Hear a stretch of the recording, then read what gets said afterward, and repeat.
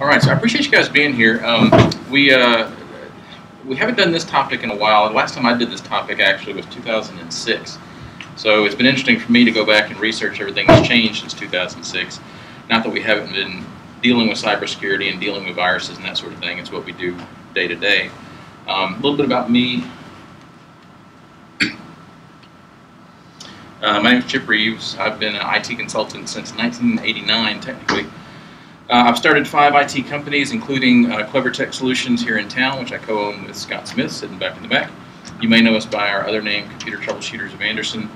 I've done a lot of stuff. I've been fortunate to build a global IT company that let me do a lot of interesting things. And the last time I did this topic was actually when we were doing some TV and radio back in 2006. So I got to be interviewed on the radio a lot about cybersecurity, which is interesting. Let me turn off my phone here. Because I learned that radio hosts like to put you on the spot, and they'll ask you questions about something they read in the newspaper that morning on a 6 a.m. radio show where I hadn't read the paper that morning, and I have no idea what they're talking about. So I'm hoping you guys are going to be an easier crowd. We're going to talk a little bit about cybersecurity. My goal today is just to have some fun, hopefully to educate you guys a little bit on what's going on in the cybersecurity world, the threats that are out there. We called the session Protecting You and Your Pocketbook from the Internet Bad Guys. And I actually discovered in researching this, there is a website called theinternetbadguys.com, which is actually a really good source of information. So if you're looking for some follow-up information after this, you can check out theinternetbadguys.com. It's not our site, but it's some good stuff. It's actually from one of our vendor partners. So to kind of keep it from being all technical mumbo-jumbo and make it a little more interesting, I thought I would introduce you guys to some of the hackers, some of the bad guys that are actually writing the viruses that appear on your computers. And I'm going to tell 4 stories as we go along. And I've got notes up here for the 4 stories because they're a lot more detailed than I can remember. The first one, anybody know when the first computer virus was written? If you had to guess, what year was the first computer virus written? 70. 1970, all right. Got one guess. Anybody else? Whose price is right? Would it be higher or lower? 80s. Got a higher? 80s? It was actually 1983, or 1982, sorry. It was a high school kid. And there's a lot of debate about when the first virus was. There were some viruses in the 70s on mainframes, so everybody's right. But the first one on a personal computer was actually written on an Apple II. So if anybody ever tells you that Apples can't get viruses, tell them that's not true. The first PC virus was on an Apple. There was a 15-year-old kid named Rich Skrinta in Philadelphia, in Pennsylvania. And he was a prankster.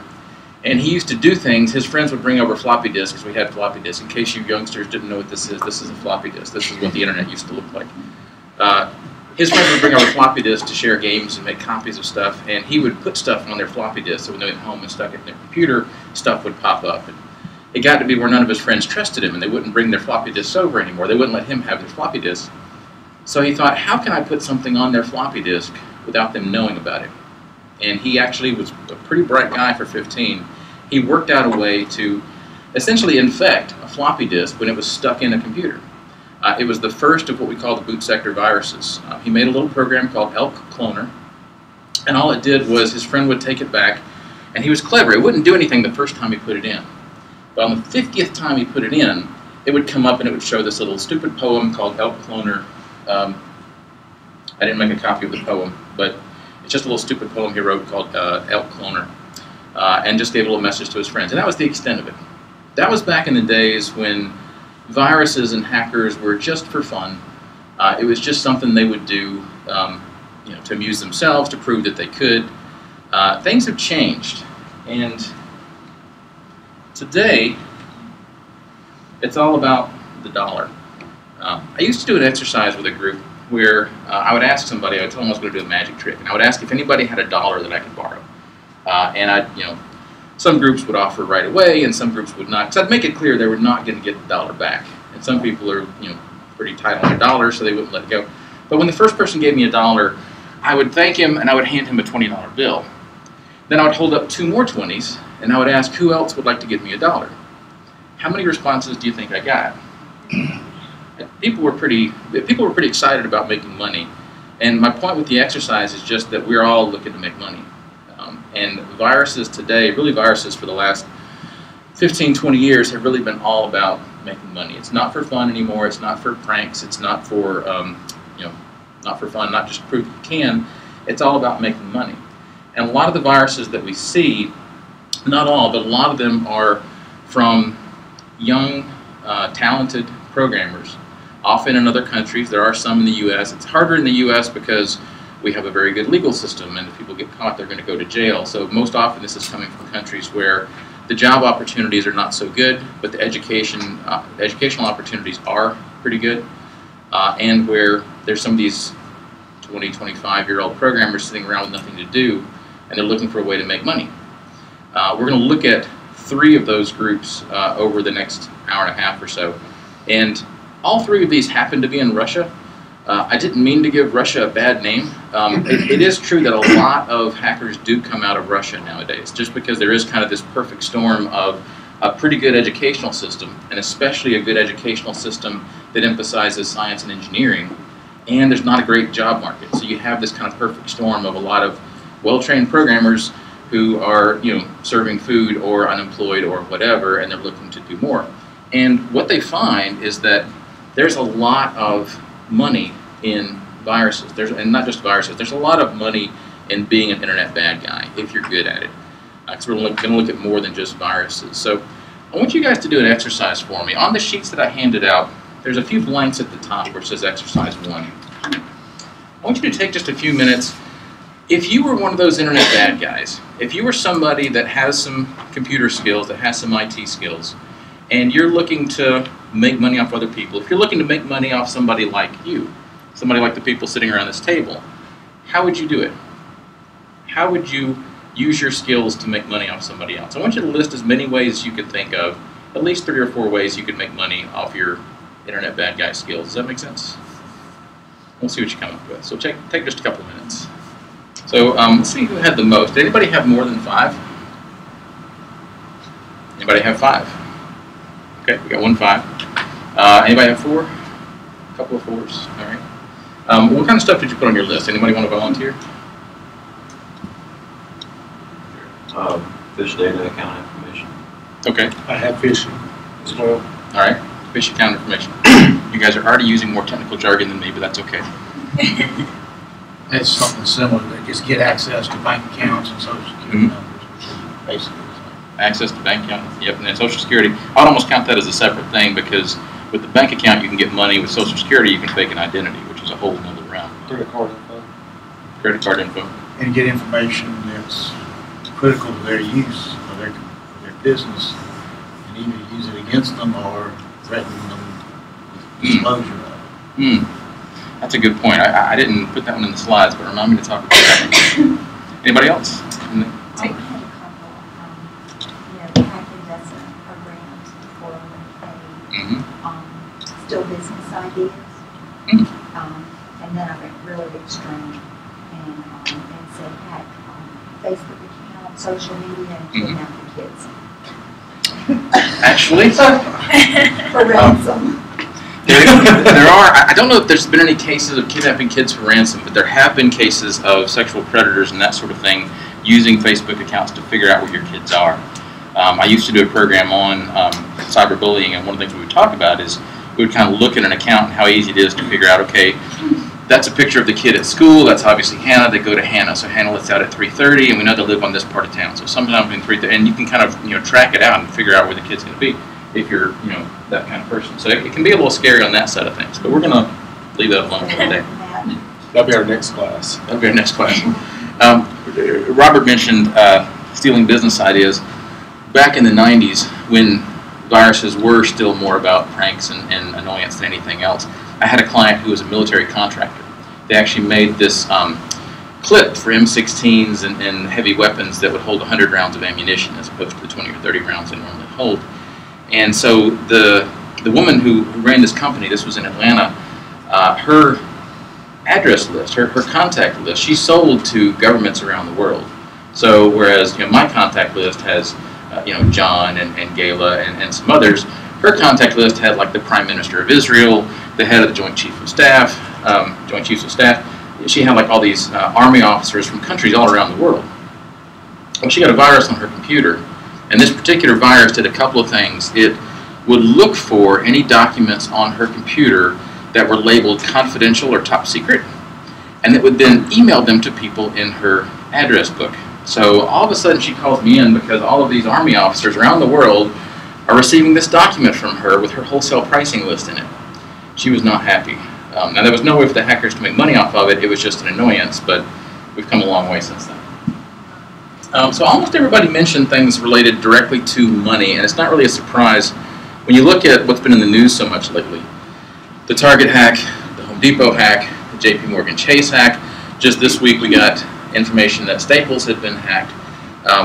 When you see these big companies that are getting attacked, it's pretty much all financial information. I mean, with the retail stores, what they're usually doing is they're trying to get to the POS systems so that every time a customer swipes a credit card, they get that information. I mean, think about it. If you're an internet bad guy, that's a gold mine right there. I mean, if you can set up a system where 1 million people a day, or however many it is, are sending you their credit card info, boy, that's a good place to be if you're evil.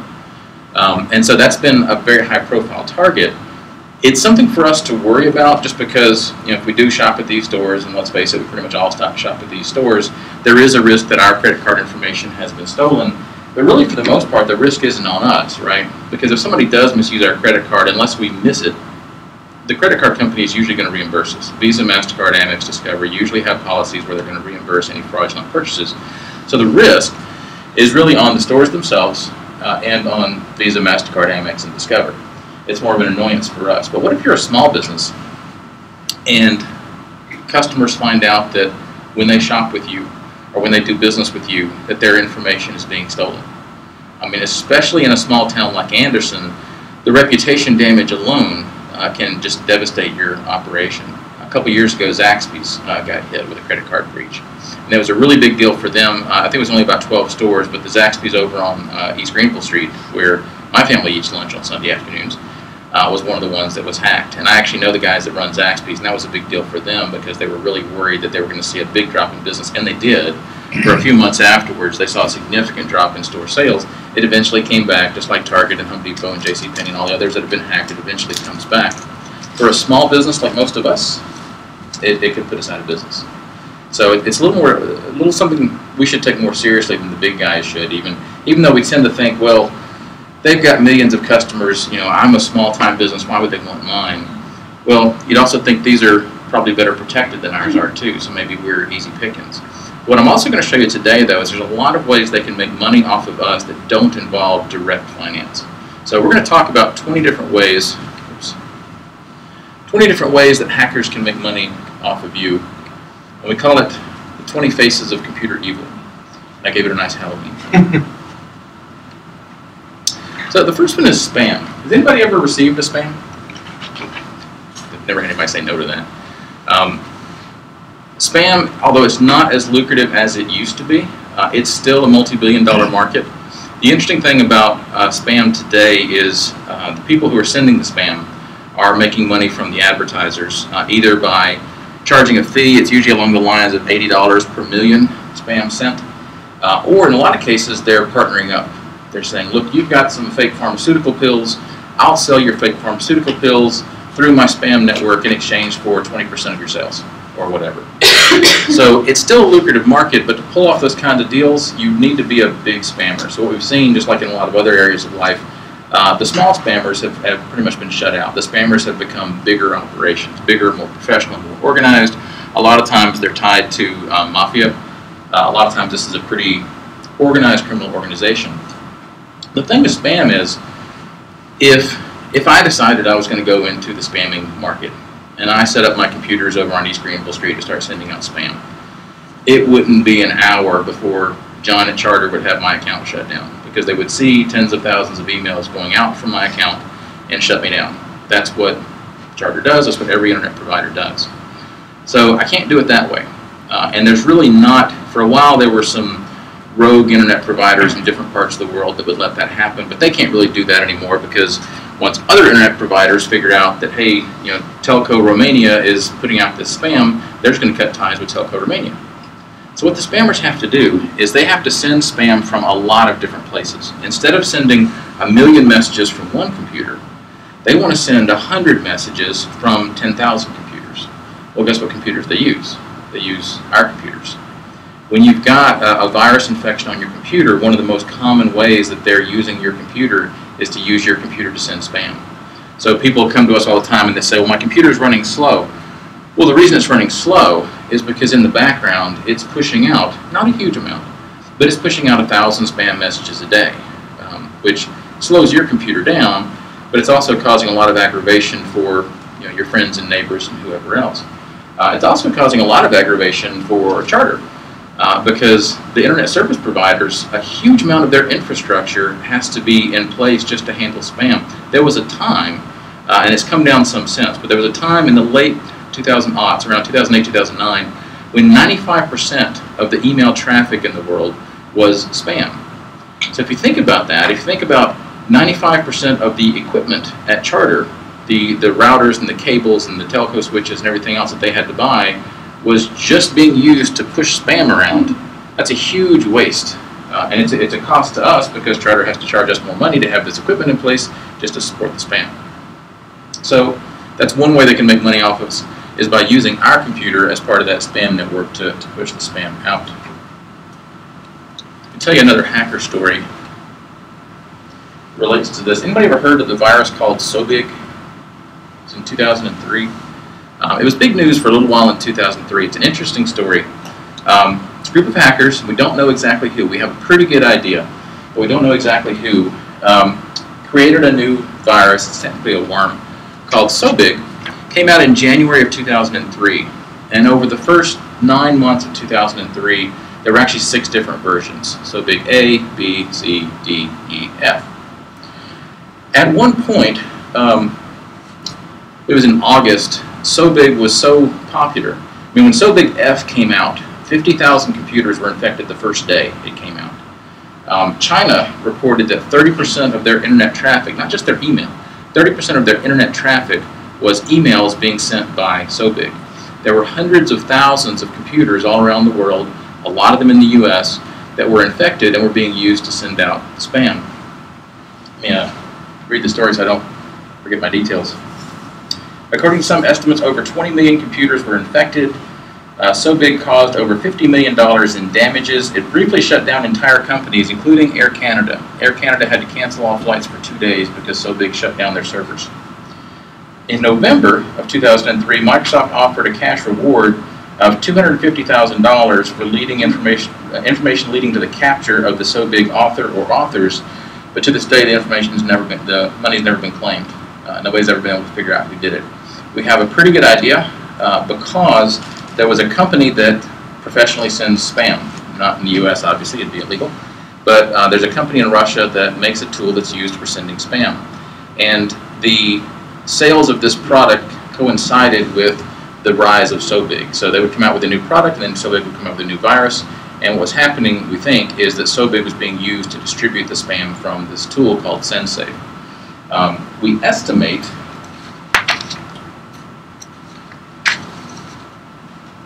at its peak, 1 out of every 17 emails on the internet was sent by SoBig.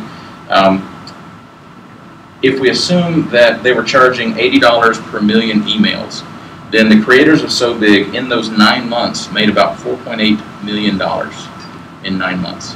Interesting thing is, in September 2003, they shut it down. The SoBig version F deactivated in September 2003. The world was waiting on SoBig G, never came out. My theory on that, if you've ever seen the movie Office Space, there's other movies that have this same kind of plot. There's a scene in Office Space where the lead characters decide they're going to hack into the office computers and set it up so it's going to steal fractions of pennies from every transaction. And it's going to be so small nobody's going to notice, and they're all excited about it. And the next day they check their bank balance and it's something like $20 million. They're like, oh no, somebody's going to notice this, we're in trouble, what are we going to do? That's kind of my impression of what happened with the SoBig guys. They made so much money so fast, they thought, there's no way, this is even before Microsoft had the bounty out, there's no way we're not going to get caught. Let's take our 4.8 million and call it a day. Which, I could live on 4.8 million. I mean, it'd be rough, but I could make it work. The thing is, Especially in Russia. especially in Russia, we look back on viruses like SoBig as kind of the good old days of viruses, because that was, they made a lot of money, and they slowed our computers down, but they weren't directly taking money from us. They weren't damaging anything on our side. It's hard to call it the good old days when it's clearly evil, but it's gotten so much worse. Let's talk about some other ways they can make money from us. Ads. We've seen ads since the beginning of viruses. You ever had a pop-up ad come up on your computer? You know what I'm talking about.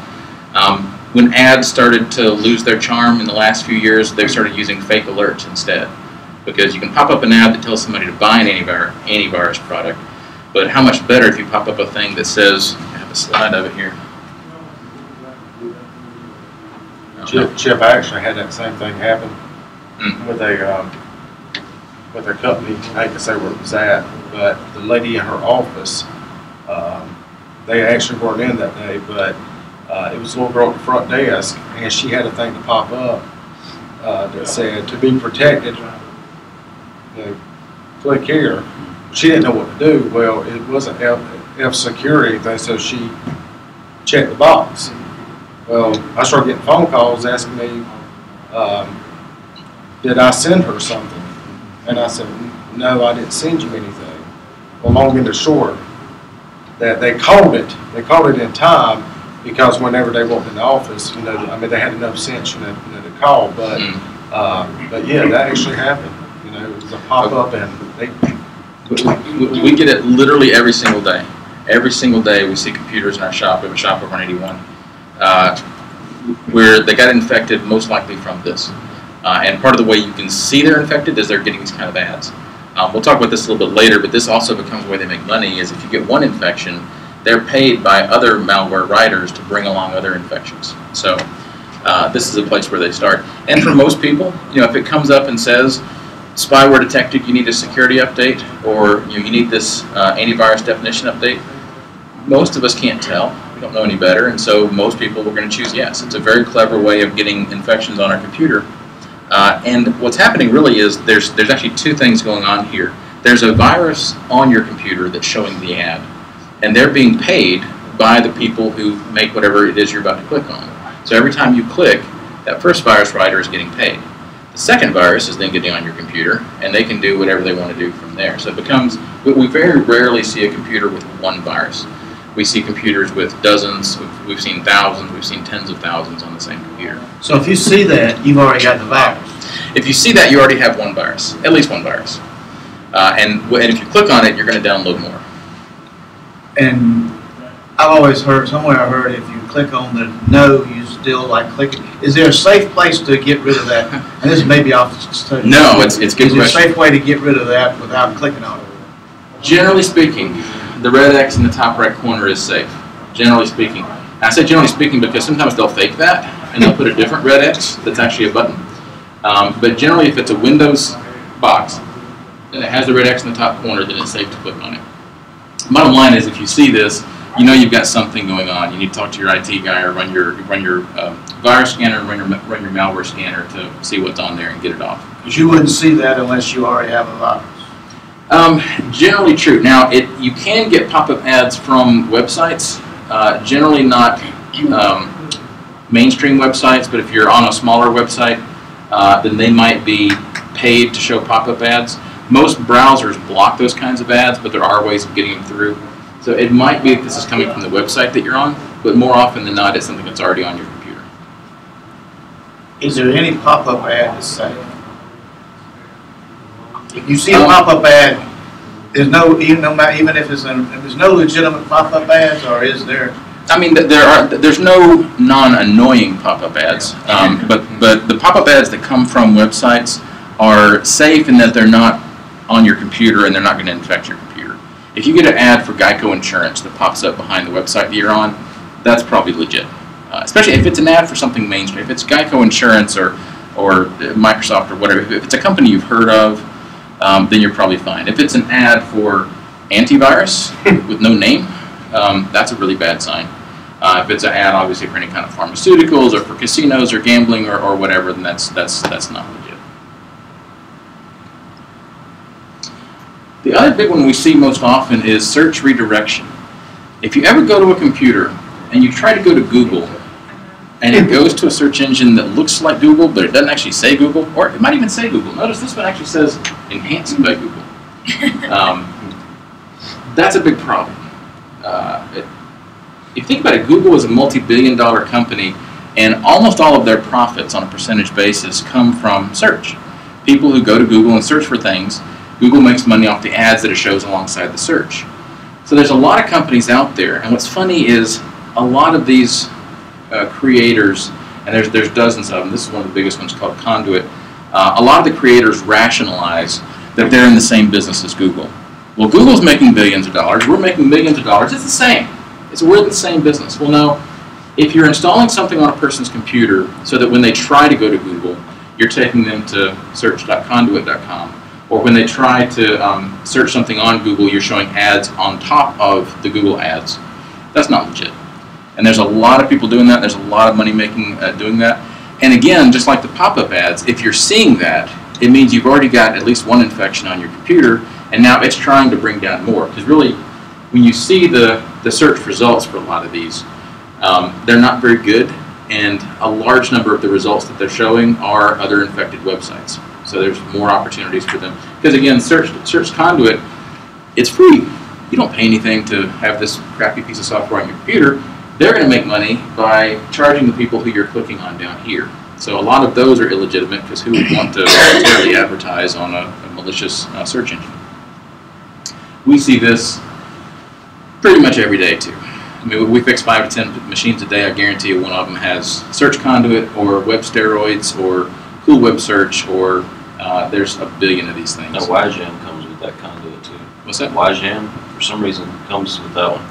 I find it's I don't know, when we're digging out the registry, that's where we find all the other stuff. Oh yeah, I mean, they travel in packs. I mean, there's always, in fact, what was funny is back around 2004, 2005, when we first started to see the fake antiviruses pop up, you get these messages saying, you need this new antivirus update, and people would click on it, and they would get some fake antivirus product that was really an infection. It would really be, messing with their PC. But there were two rival gangs who were doing this at the time. And what would happen is if you downloaded Gang A, and then later you got a pop-up ad for Gang B and downloaded their product was not a very good virus scanner, but it would get rid of Gang A's stuff. And then Gang A would find out and they'd get rid of Gang B's stuff. So you had these two competing fake antivirus scanners that were fighting each other over your computer. Neither one was protecting it against real viruses. Although one actually did pretty good for a while. It did about 60% on real viruses. Because one of the things they're looking out for too, that they do a better job of today than they used to, is if you do get 10,000 infections, you're going to notice. Your computer's going to be slow. You click on stuff and weird things happen, and you're going to bring it to us or somebody like us and get it fixed. They don't want that. If you get it fixed, if you get the virus off of there, they stop making money, right? So they want to stay in the background. They want to make your life a little miserable, but not too miserable, because if you get too miserable, you're going to get rid of them, right? So they do a better job now of watching out for how many other infections you've got. And like I say, sometimes they'll actually get rid of some of the infections you have to make sure their infection can be the one making money off of you. Questions? Feel free to shout out as we go along.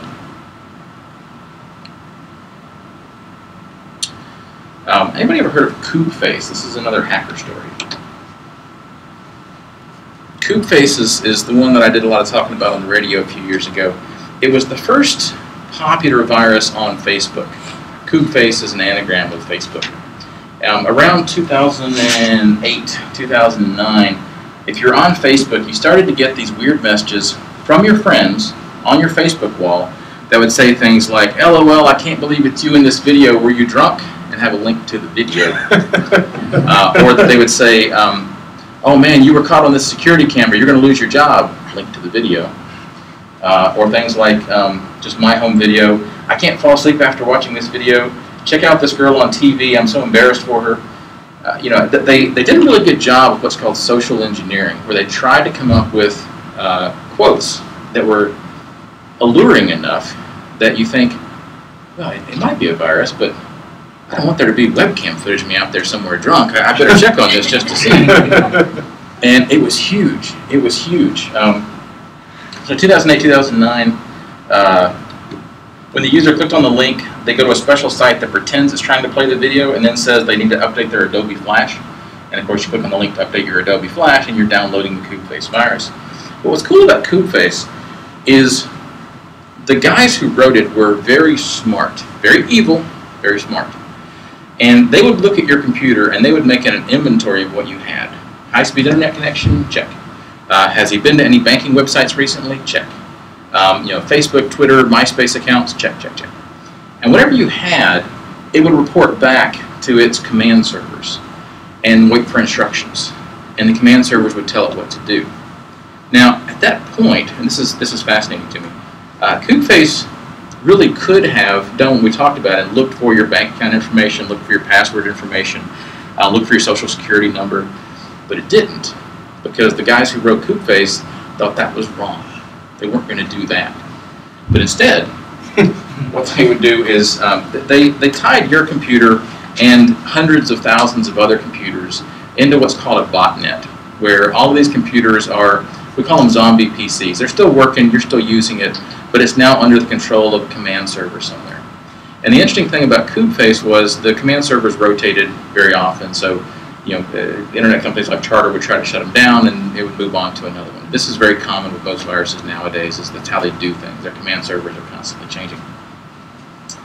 So, rest of my Koobface stories. Oh, the other thing it does that it wasn't entirely new, but it was kind of the first time it was popular, is it blocks your computer from getting any more security updates, and it blocks you from getting to any antivirus software. So if you notice your computer's behaving a little funny, and a friend says, well, go download Malwarebytes, or go download McAfee, or AVG, or ESET, you'll find you can't get to those sites. You try and it won't go anywhere. You think, well, maybe the site's down. No, Koobface is blocking you, because it knows if you get to that site, it's game over. They're gonna lose out. Yeah, Koobface did not steal bank information. It didn't directly infect other computers. It did, in some cases, not all cases, it would start posting on your friends' Facebook walls just the messages like what you saw to spread itself. So it spread very well. It was very well done. And for a couple of years there, the Koobface authors were making about $2 million a year. It was a group of 5 guys. We know a lot about this group of 5 guys because a group of researchers in Germany, and I forget the second country, some amateur, some professional, did a lot of research into what's going on with these guys. And one of the things they found, it's really interesting. They started watching these command servers, and again, the command servers kept rotating, but they would keep an eye on them. And one day, the hackers made a mistake, and they left a backup copy of the source code, the code that writes the program, on one of the command servers, and a researcher got it. Now, normally, source code, you can't tell a lot from it. It's just a bunch of computer commands. But they found some interesting things that led them to, if I got the right slides in here, led them to this building. It's a little fuzzy on there for some reason, but this is a picture of the inside of the Koobface author's office. You can see they're mostly Mac guys for some reason, so, Macs are evil. That's their address in St. Petersburg, Russia. So we know exactly where they were. Had pictures of them.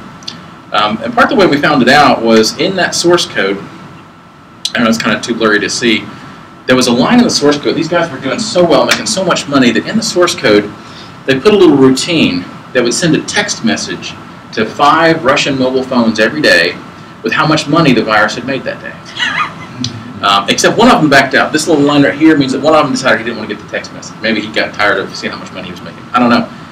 But now we had 5 phone numbers that we assumed, don't know, they could have been random phone numbers, but we assumed that they were the guys who wrote this virus.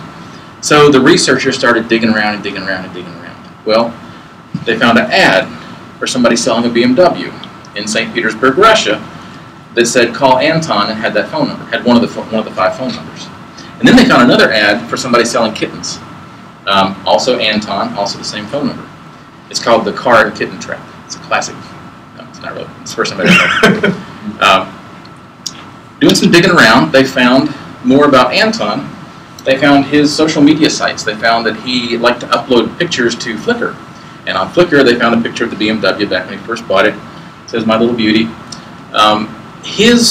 They don't use Facebook. They use this site called VKontakte, which is a Russian version of Facebook, sort of. And his VKontakte profile was locked down. All they could see was his picture, which for some reason they blur out. I don't know why. I showed it down. They couldn't get to his. But in looking at the post where he was tagged, you can read Russian, they figured out who his girlfriend was. And her profile was not as locked down. Maybe he didn't tell her what he did, don't know.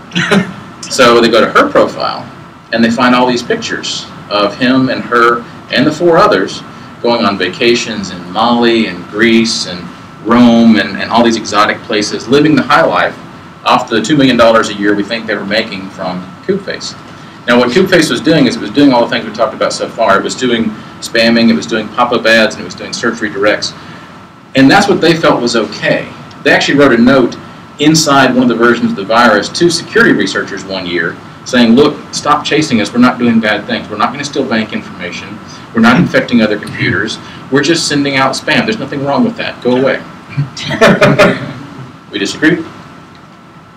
So over the course of a few months, these researchers managed to find photos of all 5 of the authors of Koobface, including their addresses, their mobile phone numbers, their previous businesses, places they had worked. They would find places where they had tried to hire employees and they used the same phone numbers and all this kind of stuff. It's a really fascinating story. If you enjoy a good crime novel, Google Koobface gang, and you'll find a lot of different articles, including one written by the New York Times, about how all this went down. So you would think we have all this information that they're in jail somewhere, right? Nope. They were never arrested, they were never indicted, they were never convicted, which is why most of the time when their photos are posted, they're blurred out. We know their names.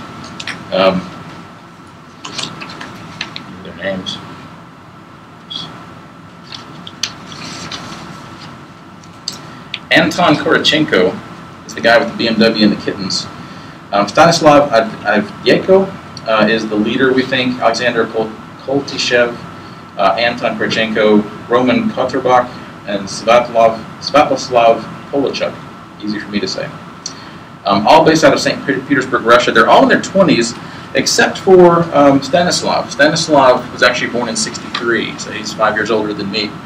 And it's interesting because he's actually tied to an earlier virus called Cool Web Search that did the search redirect back in 2003. So apparently that's been his career, is working on these sorts of things. Which, if you're making $2 million a year and you don't have any ethics, why not?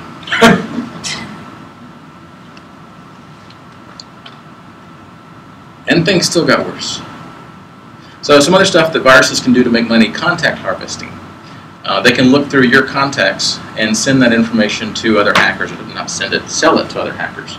Hey, you want a list of people that Robert knows? Here you go. And they know from that, okay, here's a list of people in Anderson, South Carolina.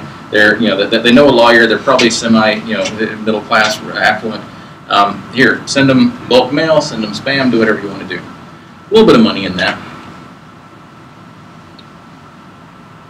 Steal passwords, we talked about. This is primarily email passwords and also Facebook passwords, and it's usually used for other attacks to be able to reach out to your friends and family to send things. We also have, scam friends or family is sort of a separate thing. Have you ever had a friend that gets, I hate these. We had, first one we had here in Anderson was an older lady who came in the shop, and she had a Hotmail account, free Hotmail account. And all of a sudden, in the last week before she came in, on her Facebook and through her email, her friends were getting messages saying, "I'm so embarrassed. I'm so sorry to ask you this, but I had something terrible happen. I had to leave for the UK in a hurry. I've left without my checkbook. I can't afford a flight back. If you could wire me $2,000 for the plane ticket, I feel terrible asking you this, but I will gladly pay you back when I get back home." And friends responded, and people wired the money to these people. And the worst part in her case was they got her password, and then they changed it, and of course didn't tell her what it was. So she's trying to let her friends know that it's not her, and of course all of her email friends, she keeps their email addresses in her Hotmail, so she didn't have a way to get in there and even tell her friend. We wound up working with Hotmail to get the account frozen and then released to her, but and it took a couple of days. For a couple of days, there was nothing we could do but watch her friends and family get scammed. And that's a terrible, terrible situation to be in. And one of the frustrating things to me is a lot of this stuff does prey on the elderly, and I think there's a special place in hell for those people. Of course, you can steal bank information. That's kind of almost the easy one. But what's interesting about, what people don't think about, is A lot of times, a lot of these hacker groups, when they get your bank information, or they get your credit card information, you'd think they'd go in and clean it out. And we'll talk about some that did.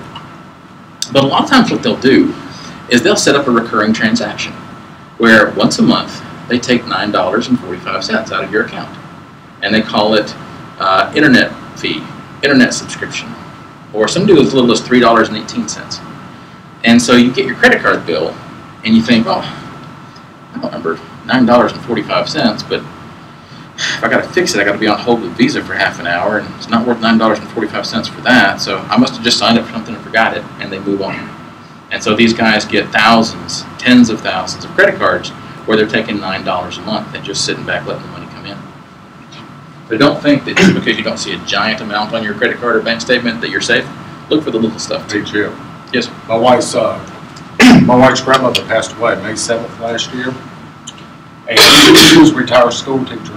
And as they were going through her bank statements after she passed away, they uncovered $59,000 that she sent to a lady named Carol Hutchins in Miami, Florida. $59,000. It was two, and she was a smart lady, but we think maybe some Alzheimer's and stuff maybe was playing in, but there was nothing we could do at that point in time because she physically wrote the check, to them. We hired a private investigator. It was in Malden, but she was 78 years old, and she probably thought she was sending that money, for whatever. But as we were going through all the statements, there were people from Canada calling her. She was sending out so much money per month. It was really sad, but the biggest one was those two checks that totaled $59,000 from somebody. So yeah, I think you got it on the head. There's a special place in hell for them. So. Yeah, absolutely. Well, and along the same lines, of course, you can also steal identities. What generally happens here is the hackers get a virus on your computer that is watching everything you type in. Same way they get passwords and bank information. But they're looking for Social Security, they're looking for address, they're looking for name, obviously. And once they get enough information where they've got a full identity, generally the hackers aren't going to use it themselves, they're going to sell it in the black market. There's a big black market for this sort of thing. So you may find all of a sudden that you've taken out a car loan in another state that you didn't know about. And it's because somebody got your information through a hacker. Now, of course, they could also do it going through your garbage. That's the old-fashioned messy way. Today, it's all digital and it's fast and easy. This is the first techie jargon I'll use, a distributed denial of service attack. Anybody know what a distributed denial of service attack is? Scott, I get the sense that you do. Yeah, I've heard about it. It's basically flooded. Yeah, so a better way of. Yeah, I call it a swarm. That's why I put bees up here. But yeah, so if you've got, if you're one of these bad guys, you've written one of these worms, and you've got 500,000 computers under your control. There's a lot of stuff you can do with 500,000 computers. Let's say that my competitor in town does a lot of business through their website, and I'm not happy with that. I might reach out to one of these hacker groups if I can find them, like the A-Team, you got to know where to find them, and say, you know what, I really like their website to go down for a while. Okay, they work out a fee. And what they'll do is they'll have 500,000 computers all start repeatedly asking for information from that website over and over and over again. So much traffic that the website won't come up anymore for normal people. You see this a lot with banks, you see this a lot with governments, and a lot of there's sort of a special category of hacker today, which is the government-to-government hackers, where we've had cases where China and Syria and Russia and Israel and others have picked a target and shut it down for some period of time using a DDoS attack. Very difficult to defend against, because if all of a sudden your website, if the server on your website is getting what look like semi-legitimate requests from 500,000 people, they can't tell for sure if you're just really popular. Did Oprah suddenly recommend you? Or is it somebody attacking your site? And again, renting that out is how the hackers make money from your computer. So again, when somebody says my computer's running slow, it might be busy attacking Walgreens on behalf of CVS, or probably not those two. I think somebody slammed Overstock at that one time. Yeah. I think it was Overstock that was shut down for 2 or 3 days. And news sites have been hit a lot. Washington Post and New York Times have both been shut down, mostly from Syria. Syria has a electronic army that is top-notch. I mean, we don't know a lot about what's coming out of Syria, but they've got some really smart programmers over there that really can shut down whatever they want to. So if your computer is being used for that, how do you know? I mean, will a tech person be able to look? Would it be to figure it out, or how would you know it? Well, we can look at it to see that there's a malicious program on there. We can't necessarily tell what it's doing because, again, if you've got 500,000 computers, your computer is probably only sending out an attack once an hour, once every 30 minutes, so it's not a constant thing.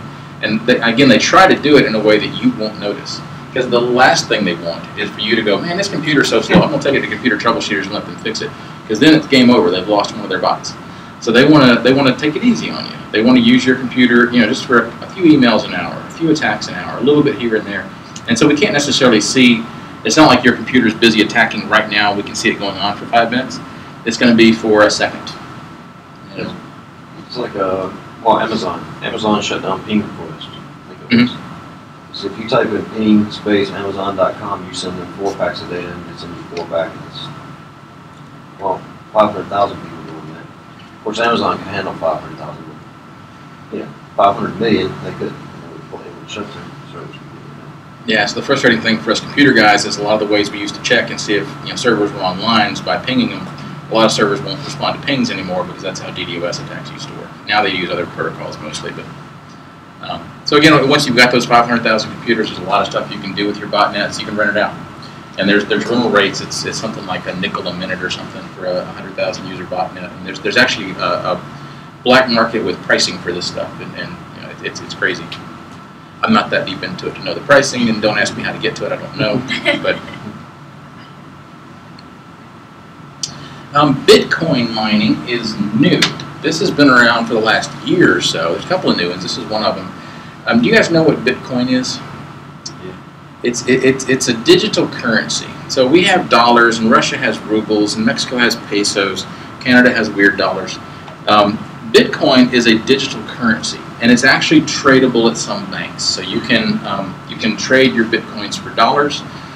That's relatively rare. You can trade them for currencies in other countries. In some places, you can trade them for goods and services with some vendors. There's some vendors where you can go and pay for stuff in Bitcoin. The interesting thing about Bitcoin is the way you get Bitcoins is you either buy them, just like you would anything else, or you can make them. They call it mining. And the way you mine them is your computer runs a certain algorithm, and once it crunches a certain number, you get a Bitcoin. It's very difficult to do. It actually gets harder and harder as time goes by. So when Bitcoin first came out, a normal computer could generate several Bitcoins a day. Now, a normal computer would have to run about 2 years to generate 1 Bitcoin. It's not really cost effective. The electricity costs you more than it's worth. But if it's not your computer, if you've got, let's say, 500,000 of your closest non-friends and non-family's computers to work with, you can set all of them to start crunching those numbers for you. And then you're generating a Bitcoin a day or a Bitcoin every couple of days. Bitcoins are worth something like $400 right now. Give or take, they've been fluctuating a lot. I don't like them. I don't want anything to do with them. But for certain people, they're a big deal. And so now, if you've got access to all these computers, you can use them to make your own money. They peaked at 1,200. Yeah, they were pretty I got a friend in California. He set up a miner. Oh, did he? He made a lot of money. Yeah, and if you sold at 1,200, you did really well. He got out, and now he trades on margin. Yeah, see, all that stuff's just. He said eventually he's going to lose, but he didn't. Yeah, there's some dedicated Bitcoin machines you can buy that do nothing but mine Bitcoin, but there's a lot of scams there too. Speaking of financial, this is kind of a classic that used to happen with normal newspaper advertising. It's with penny stocks. Somebody trades in penny stocks, which I don't. But let's say you've got a completely crappy, worthless stock that trades for a penny, and you put out a news article about how that company is about to release some great new product that's going to go through the roof. It's going to skyrocket. Everybody should buy some now. Well, if a bunch of people start buying it for a penny, stock price goes up. So you buy some first for a penny, and then you push out a bunch of good news about this stock, watch it go up to 3 pennies, you sell yours, you tripled your money, right? Well, it used to be you could do that with like classified ads and ads in the back of magazines. That was kind of slow and inefficient and it cost money. Well, if you've got 500,000 computers and you can push out spam or you can push out pop-up ads promoting some penny stock, 99.9% of the people aren't going to know what it is, aren't going to care, aren't going to do anything about it. But if you can get 1 out of every 10,000 to actually go out and buy that stock, it'll be enough to triple the price, quadruple the price, 10 times the price, and you can make a lot of money that way. So we're starting to see more. If you ever get a spam that talks about some hot new stock, that's what they're doing. Is they bought it cheap, they're trying to get you to buy in, move the stock price up, they're going to sell out, give them the money. So I said 20, we're on 12, and we're out of time here. Installing software, I kind of mentioned this before, but there's a big hacker-to-hacker market. If you've got an infection on somebody's computer, then there's a lot of other malware authors that will pay you to bring their stuff on down. Hey, there's room on there for more than one, and there is. You can usually have a few dozen. So let's bring down this fake antivirus. Let's bring down this fake security software. Let's bring down just a botnet zombie that's going to run in the background. And I'll pay you a nickel for every machine you put it on. Well, if I've already got the machines, why not? 500,000 times a nickel? So 25,000? No, 2,500. Anyway, you can make some money, and it doesn't cost you anything, except your soul. The last few years, we've seen this. Anybody ever had the FBI virus? Seen it? It's this one when it first came out was pretty scary. It's still pretty scary for some people. We don't see this one much anymore. It was big a couple of years ago. We still see, I don't know, 2 or 3 a month. What happens is all of a sudden you're working at your computer and this screen comes up from the FBI. You can tell because it has the FBI logo, and surely nobody can cut and paste that logo except official FBI businesses. It says your browser has been blocked due to at least one of the reasons specified below. You've been sharing illegal music, you've been viewing pornography, you've been accessing other computers illegally, whatever. If you don't want us to come arrest you, the FBI today has a friendly option for you. Go down to your Walgreens or CVS, buy a money card, punch in the number for $300, and we'll let you off the hook this time with just a warning. It's too good to be true. And again, we've seen people pay this. I had somebody pay this last month, pay $300 because they were worried about the FBI. And I always kind of wonder a little bit, how guilty are you feeling already? If you're But the FBI virus really doesn't do much. What it would do in a lot of cases is it would prevent you from using your computer. Every time you turned it on, the FBI warning would come up. You couldn't get to anything. So another $300, right? Well, no. I mean, until you paid the $300. And actually, hackers have a weird sense of ethics. Once you paid the $300, they almost always did take it away. Just like another virus we're going to talk about in a minute. And the good news is they didn't really do anything to your computer. Your files are all still there. They didn't get rid of your pictures of your wedding or your kids or whatever. It's all still there. That would change later. But the first generation of ransomware didn't do that. Last year, thanks to this guy, and this is a real FBI site, by the way. See, the logo is exactly the same.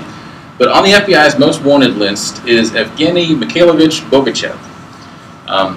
If any of you guys know where he is, let me know. We'll split the rules. He did 2 things that, again, were very clever and very evil. One of the things he did was he created a botnet, one of the worst botnets we've had in years, called Game Over Zeus. And Game Over Zeus had almost 1 million computers tied up in it at one point. Let me make sure I read this correctly. Evgeny is 30 years old. He's also in Russia. He lives in the seaside town of Anapa. He has taken millions of dollars from people and businesses around the world, including, that I know of, at least $10,000 from people right here in Anderson. We see his viruses a lot. He created 2 of the worst malware programs we've ever seen. Game Over Zeus, a botnet that had hundreds of thousands of computers under its control, kind of like Koobface that we saw before, except unlike the Koobface guys who said we're only going to send spam and show ads. No, Game Over would do everything. It would capture passwords, it would capture banking information, it would put the FBI virus on there, it would do all kinds of stuff, whatever they could do to make money. He was not shy. One of the things he would do, they would get very customized with businesses when they infected a business. So they got access to a manufacturing company in Pennsylvania. I think it's Pennsylvania. Not that it matters. I didn't write it down. And I think about it because we have some plastics manufacturing companies here in Anderson. I always think it could have been here. And this is just one of many. It's one of the few that would talk about it to a newspaper writer. So what they did was they got access to all their banking information, and they saw that in the company bank account they had $198,000. And they thought, we want that $198,000, but if we take it, they're going to notice. I mean, somebody's going to notice their bank account going from $198,000 to zero. So how can we distract them? Well, I've got this botnet. What I'm going to do is, right as I'm taking the money, I'm going to do a distributed denial of service attack against their email and their websites. So one morning the staff comes in, their website's down, they have no email. So it's all hands on deck trying to figure out what's going on, why is our email down. They spent a day and a half trying to figure out why they were being attacked and trying to mitigate it with their IT guys. During that day and a half, that $198,000 got wired out of their bank account to a SunTrust account in Atlanta, then from SunTrust in Atlanta to a bank in the UK, from there to Luxembourg. By the time a day and a half had gone by, it had been wired 4 times. Within 72 hours, it had been wired something crazy like 40 times. The money was gone. It had been laundered so well there was no way to get it back. So that was it. That was their payroll money. That was everything. They were out of business. They were one of thousands like that we know of. So in this case, I will say there's almost a happy ending. This is one of the cases where the virus was so bad, the botnet was so bad, that Microsoft, the FBI, government authorities around the world really put on a great effort to shut it down. And it's another very exciting story if you want to read this online about what they actually did. I didn't put it here, so I'll just tell you about it. They actually coordinated because the problem with Game Over Zeus, remember I told you that these viruses, if you're infected with Game Over Zeus, your computer is checking in with a command server at least every day to get instructions on what to do next. Who do you want me to attack? Who do you want me to spam? What bank information do you want me to steal? You tell me what to do, boss. Those servers had to keep moving around, and what Game Over Zeus did that was really clever was they actually wrote a little program that created an almost random name of what the next server was going to be. There was a pattern to it, but it was really hard to figure out. And so the authorities were always a step behind. They'd shut down yesterday's command server, and now they're on to some new random command server somewhere in the world. They go chase it. By the time they got to it, every 24 hours it was changing. They couldn't shut it down. One of the programmers at Microsoft worked out the algorithm and figured out what all the next servers were going to be for the next 30 days. And they bought all of them. They bought all the names, and they controlled the servers. And so all of a sudden one day, all the botnets went to check in, and Microsoft had the accounts. So Microsoft wasn't, Microsoft basically said, don't do anything. And so all the botnets just kind of sat there. Now there's a protocol where if they didn't hear from their boss, they had a fallback. Okay, if I can't get to a command server, then after another 24 hours I do this, and they rebuild themselves. They're really big on rebuilding themselves. Well, in that 24 hours, Microsoft, I wish I'd written this down, I want to say it was Austria, but police around the world kind of moved in on where they knew the servers were. They seized all the servers that were running the Game Over Zeus botnet, and within 24 hours, the network was down. Within 72 hours, it was gone. I know I didn't write it down because it's the rest of the story. One of the side effects of that was Evgeny had used his Game Over botnet to send out really the most evil piece of software we've seen yet. And it's this one, Cryptolocker. I hope you guys have not seen Cryptolocker. Has anybody seen Cryptolocker? Yeah, really? it's bad.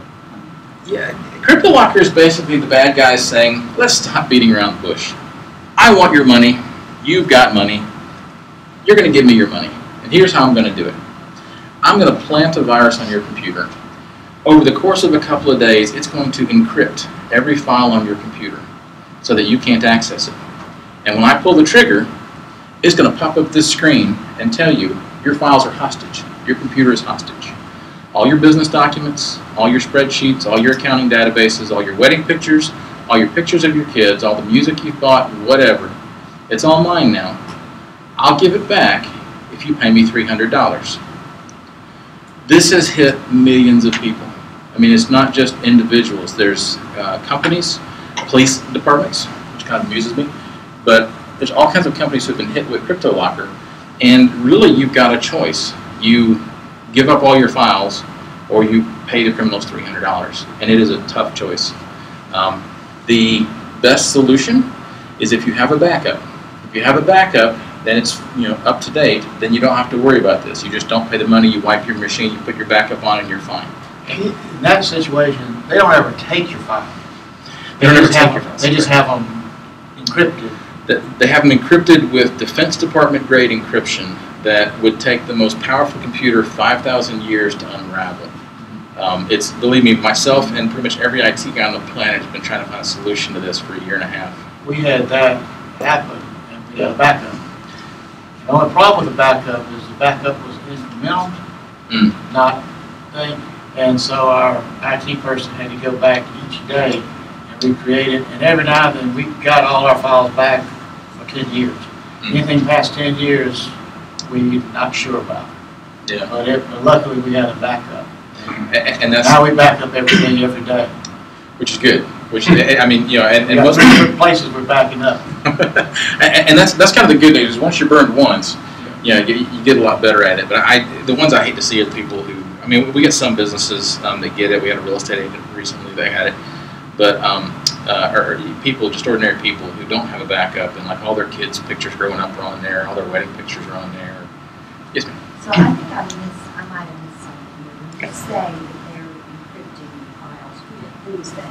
They would be the hackers. In this case, they would be criminals, right? They're criminals. Yes. So why, instead of having to give it up or pay $300, why can't you alert the authorities and get something done about it rather than give into that? Good question.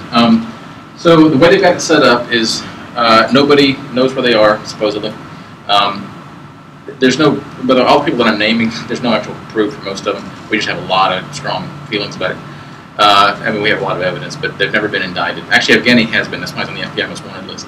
And that's I'll talk about how that happened. But part of the pressure is when you get this message, your files will be lost without payment on, and a 3-day countdown starts.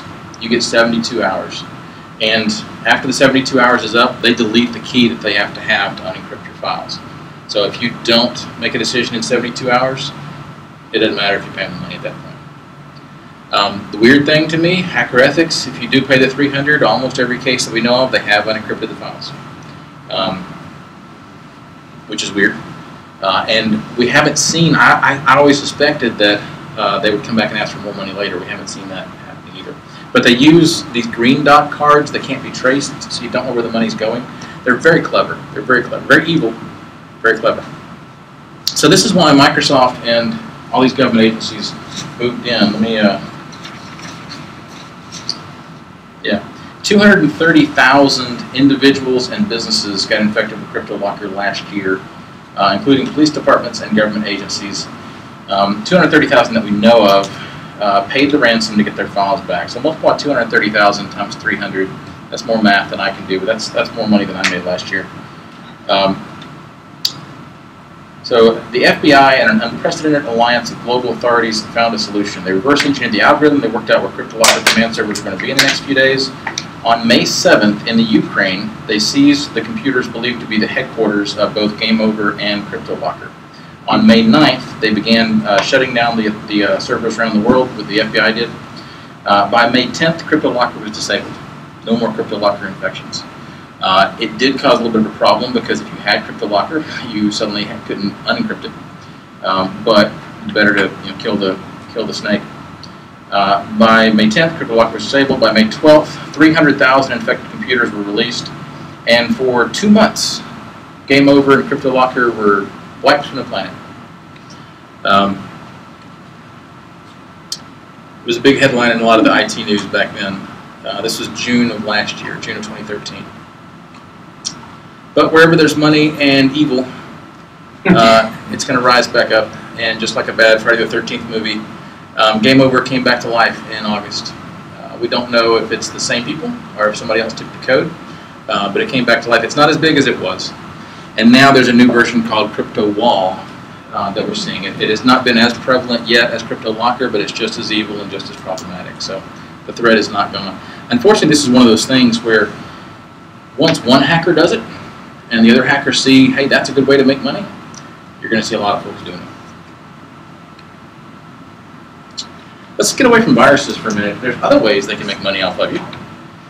without having to infect your computer. One of the ones that I had a customer do yesterday is telephone tech support scams. Has anybody ever gotten a call from Microsoft tech support telling you that they found a problem with your computer? We get this pretty much every day here in Anderson now. Most people know it's not Microsoft and they hang up, but I had a business owner yesterday, relatively smart guy, who paid him $200 to remote into his computer and do God knows what in his computer for a couple of hours. Took $200. Is that going to be the only $200 they take off his credit card? I don't know. And he came to us kind of once he realized and wanted to undo it. I've had customers pay as much as $1,000 to get Microsoft tech support to speed up their computer on an 8-year-old computer, and then come to me complaining that it's no faster now than before they spent $1,000.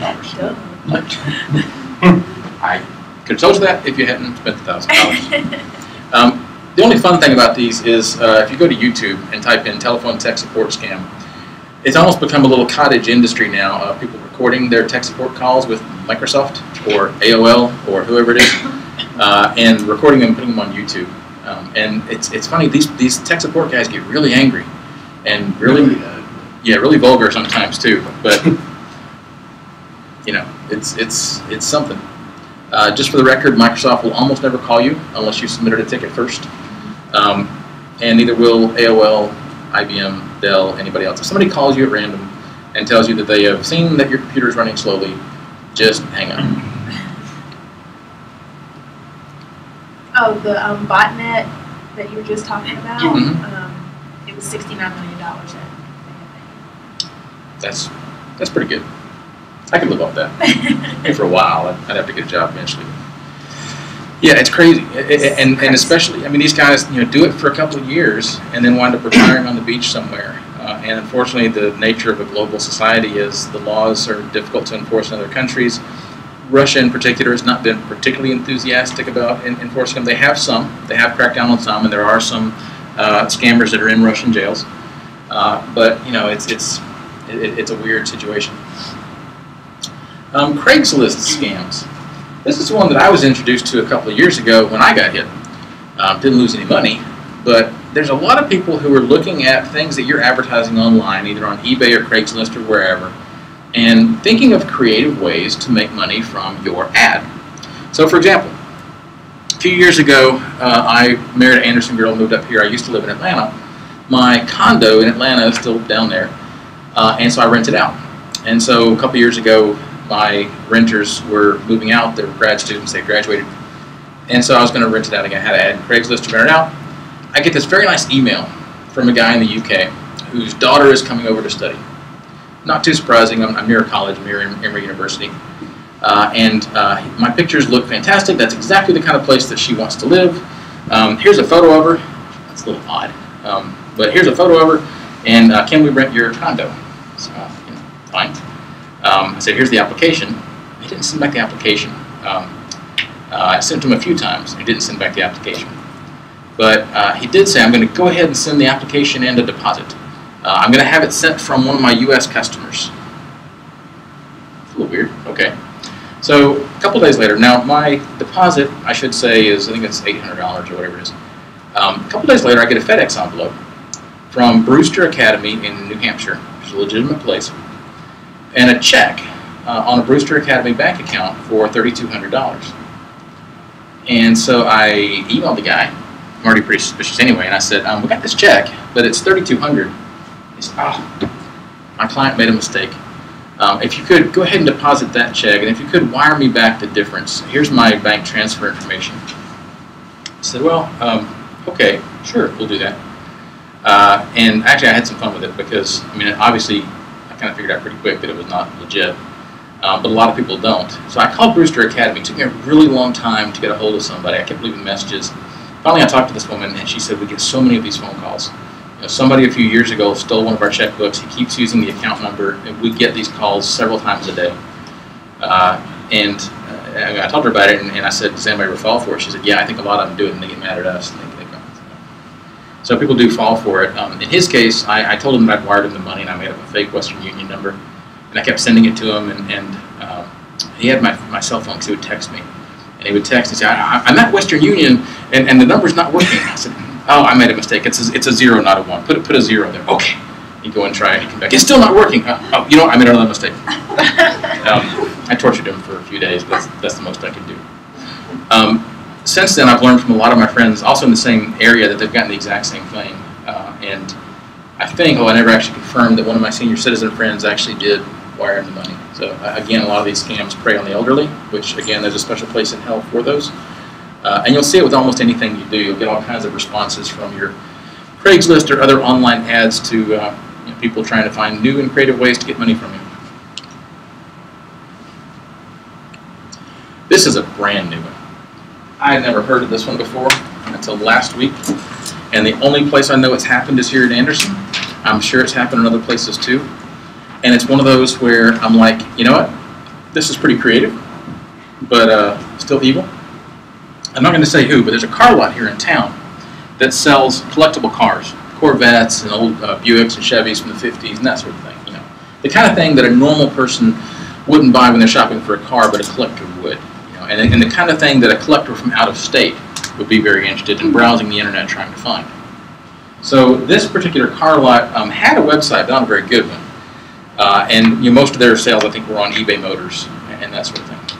Well, they got a couple of calls 2 weeks ago from a customer who was calling about the 64 Corvette and had some questions about it, which was all fine and good, except they didn't have a 64 Corvette. And in doing some investigation, what they found is they had a new website. There was a website with their name and a lot of cars for sale. And the cars were for sale at low prices, but not like ridiculously low, like about $10,000 less than some of these cars should be. $50,000 when it should be $60,000, or $80,000 when it should be $90,000. And what they found out was happening is, and it's an 864 number, it's a local number, being redirected somewhere we don't know where. What was happening is people would find this ad, they would find these cars for sale on eBay, the price looked too good to be true, so they would start calling around to other car lots in Anderson and say, yeah, I'm trying to buy this car, I'm from Florida, and before I come up, I just want to know, are these guys legit? And they would give the name of this car lot. And the other car lots would say, oh yeah, we know those guys, yeah, they're good guys. Not knowing that it's a total fake version of these guys that these guys are talking to. And the sellers would then fax down an application to buy the car, which included a 20% deposit, and the deposit was wired to BB&T Bank. And they're working with the authorities now to try to subpoena who owns that account at BB&T and all this sort of thing. But that was new and different. I haven't seen that before. And really, I don't have great advice for them. I mean, this is obviously somebody who is looking at this. I'm sure they're doing it in a lot of cities around the country, would be my guess. And I'm sure it's the same sort of thing. And I really don't know how to defend against that, except don't sell collectible stuff that can fall into this. Sell your virus kit. If you make a great virus, there's a lot of these great virus makers that will then sell a do-it-yourself kit of their virus. You can make a custom version of Koobface or a custom version of Game Over. If you pay anywhere from $20 to $700 for the kit, you can make your own virus. Such a deal. And again, there's this whole hacker black market where this stuff changes hands. Partner with a distributor. A lot of these hackers, especially the ones that are doing pop-up ads on your computer, if they can't make money directly off the ad, they'll get in bed with a distributor who's selling pharmaceuticals or marijuana or whatever online, and they get a cut of the sales if you buy it through their ad. And then finally, scams and hoaxes. There's a lot of, the problem with a lot of this legit stuff that's bad on the internet is there's a lot of fear-mongering that goes around too. If you ever get an email or a Facebook post or whatever from somebody that says, I just saw this on CNN this morning, Microsoft and the FBI are saying it's the worst virus ever, delete this file on your computer right away. Or don't open any email that says Bill or whatever. Those are almost always fake. That's number one, I've never seen Microsoft and the FBI say it's the worst virus ever. That's usually a warning sign. There's websites like Snopes.com and UrbanLegends.com where you can go and check that stuff out and see. It's almost always not legitimate. Some of them are kind of clever. There was one that created a video game, supposedly, from the Twilight movies. It was a Twilight Breaking Dawn, whichever one that is. My daughter watches them, I have no idea. And it was a free online video game. If you wanted to play the Twilight video game, You just click on this link on Facebook and you go play the game online. Hey, how great is that? It's even got a nice little cover. It looks legit. If you click on the Play Now button, it takes you to a survey you have to fill out before you can play the game. And you fill out the survey with what you like and don't like. And then you get to the end where the game should be, and it just says, thanks for taking the survey. So it's all just a trick to get people to take the survey. And the people that did it were actually paid by the survey maker. That one was kind of worked out, and people got in trouble for that one. Not a lot of money there, but it was clever. So I've spent the last hour or so scaring you to death, hopefully. Let's talk about how to fix this stuff. Oh, a special case is industrial and state warfare I mentioned. There are a lot of cases where viruses are written by a government. Generally, that's going to be Syria, China, the U.S., or Israel. We're the 4 big ones when it comes to that stuff. The U.S. has the dubious honor of having written the biggest one. Nothing was ever confirmed, nothing was ever admitted, but there was a virus that was specifically designed to infect the type of machine that Iran was using in their nuclear program. And just to make it a little off, just a little, not off so they'd get rid of it, just like the rest of the hackers, just a little off so they'd let it go. And we think it actually did delay their nuclear program by a couple of years. But it also infected a lot of other machines, a lot of other manufacturers that had that same equipment, and people were none too happy. So how do they get in? Basically, all of this stuff, if it's a computer virus, it's come in one of these ways. It's an email attachment. Be very suspicious of any email attachments if they're not coming from somebody you expect, or if the email sounds weird. An infected link. A lot of these Facebook posts and that sort of thing, it's going to be an infected link. Drive-by downloads are kind of the scariest, but also the most rare. You almost never see them on legitimate websites. A drive-by download is when you go to a website and just by visiting the site, your computer's getting infected. I say almost never. There was a period last year when the New York Times had a drive-by download on its front page, and that's a legit website. Infected file, we don't see that as much anymore, but if somebody sends you a PDF file or a Word document, they can carry viruses. Web attacks, this is generally used against servers. If you've got a web server, if you're hosting your own web server in-house, which I don't recommend generally, then you really want to have a good security expert who can watch out for this sort of thing, because a lot of these command servers we talk about, those are small business web servers somewhere that have just been compromised. USB drives, kind of self-explanatory, and illegal file sharing. We see this a lot. Pretty much any computer that comes in our shop, if it's got infections, one of the first questions I'm going to ask is if they have teenagers. If they have teenagers, I know the source of the infection. Because a lot of teenagers find these free movies, free music, all their friends tell them how to download this free stuff online. Hey, you want to see the new Twilight movie the day after it's out in theaters? You can go to this website and download it, and you can. It's illegal, but there's a lot of places you can do it. And so what the hackers do is they know people are going there. They know the authorities can't do anything about it because it's already an illegal site. So they'll tag a virus along with the movie as it comes down. To wrap it up with what you guys can do to stay safe. So there's 3 ways to protect yourselves, kind of 3 categories. And the first one is just to be suspicious. I hope what we've done today in this workshop is educate you guys on what the possibilities are and what's out there and who you're up against. And especially that these guys are out there to make money. So if you see anything going on, now that you understand the different ways they can make money, whenever you see a link, whenever you see an email, whenever you see an attachment, or you get a phone call, think about, is this a way that a hacker can be making money off me? And if it is, be suspicious. Be on your guard. Don't trust anybody online. The second one is to don't make it easy for them. And this is one that it frustrates me a lot because we see a lot of customers who don't have their security updates, who are using old versions of Windows, who don't have good antivirus, and a lot of customers, even businesses that don't have a good backup. Now, Robert, you were fortunate, actually, you were ahead of the curve in having a good backup, even if it was incremental, at least you had something. But I hate to get these calls from people who, especially with this Cryptolocker stuff going around, they are going to have to pay the criminal to get their files back to keep their business functioning. I hate that for them. That's a terrible moral choice to have to make. Firewall is not as important if you're a small business, although you certainly want to make sure you've got a firewall in place if you have any kind of internal file sharing going on. And make sure you're changing your password. It's the easiest thing you can do is change your password every 30 days. Make sure it's a hard password. Make sure you mix it up. And then the secret tricks, the stuff that most people don't do, the extra precautions. Consider less vulnerable platforms. It's not that they're completely virus-free, but we see very, very few viruses on iPads and iPhones. We see almost no viruses on Chromebooks. So if what you're doing doesn't necessarily require Windows, consider an iPad or a Chromebook for you or for your staff. Mac is not immune to viruses. There have been some good viruses on the Mac. I'd say good. There have been some prevalent viruses on the Mac in the last year, but not nearly to the level that there are on Windows. So I do recommend virus protection on Mac.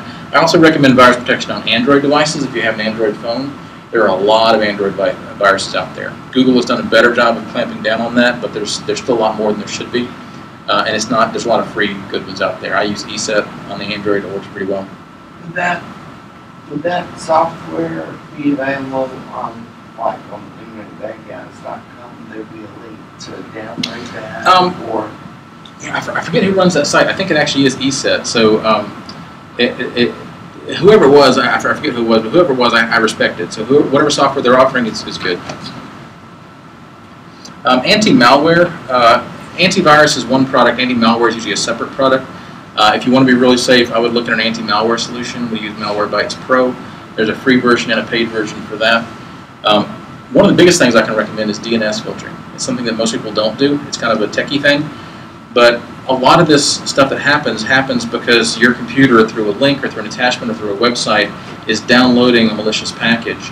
Well, if you're filtering your DNS, there's a good chance that your computer can't get to the server that has the malicious package. And so even if you get to an infected email or whatever, it's not going to be able to infect you because you're filtering out the DNS. What is DNS? That's a longer answer. I'll answer you after the class, but I know we're heading toward the end of time here. But basically, it's how computers find each other on the internet.